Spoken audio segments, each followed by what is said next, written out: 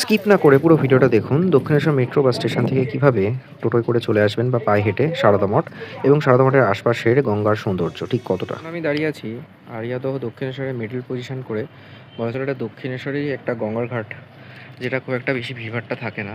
Opposite সাইডে দেখতে পাচ্ছেন ওই দিকে উত্তরপাড়া হিন্দমোটরের মাঝামাঝি যে হাই রাইজ বিল্ডিংগুলো হচ্ছে একেবারে গঙ্গার ধারে। কোন্নগর এখান থেকে দেখা যায় না ঠিকই।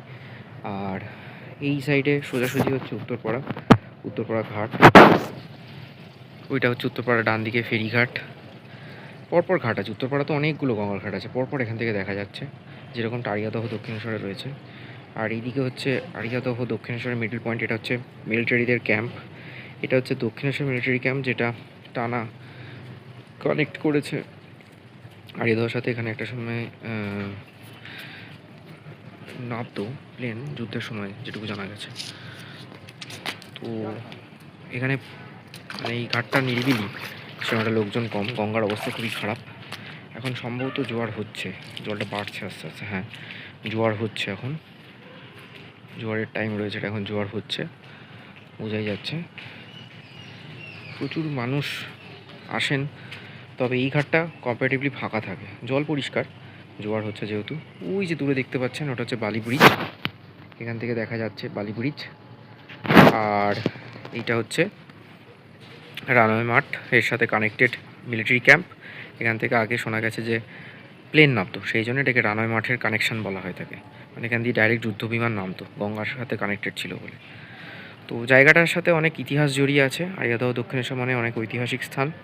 অপোজিটে উত্তরপাড়াও যথেষ্ট ইতিহাস বিজড়িত স্থান।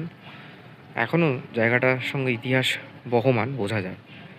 তবে এইসব জায়গার ট্র্যাডিশান, শান্তি, যেগুলো হয়তো অন্য জায়গায় পাওয়া যাবে না। মানে সোকল্ড এখন আরবানাইজেশন যেভাবে বাড়ছে, তাতে হয়তো অনেকেই সেই শান্তিটা পাবেন না, তবে এই জায়গার শান্তিটা অন্য লেভেলের।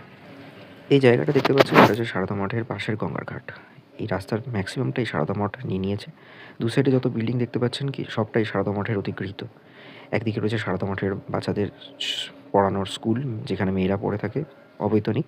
ডান দিকে রয়েছে একটি চিকিৎসা কেন্দ্র, যেখানে খুব কম পয়সায় আপনারা চিকিৎসা করাতে পারেন। আর এই যে জায়গাগুলো দেখতে পাচ্ছেন, সবই সারদা মঠ অধিগ্রহণ করেছে। এই রাস্তাটা হচ্ছে ইউএন মুখার্জি রোড। দক্ষিণেশ্বর মেট্রোতে নেমে বা স্টেশনে করে দক্ষিণেশ্বর এসে যে কেউ যদি বলেন সারদা মঠ যাবো, তাহলে টোটোয় আপনাকে এখানে নামিয়ে দেবে। 10 টাকা ভাড়া পড়বে, অথবা আপনার পায়ে হেঁটেও 10 মিনিটে চলে আসতে পারেন। আর এই দু সাইডে দেখতে পাচ্ছেন সারদা মঠের সব বাড়ি। বাঁদিকে হচ্ছে সারদা মঠের মেন গেট, সকালেও খোলা থাকে ও বিকালেও খোলা থাকে, ঘুরে আসতে পারে। আরও এরকম ইনফরমেটিভ ভিডিওর জন্য দেখতে থাকুন এক্সপ্লোর উইথ সুমন।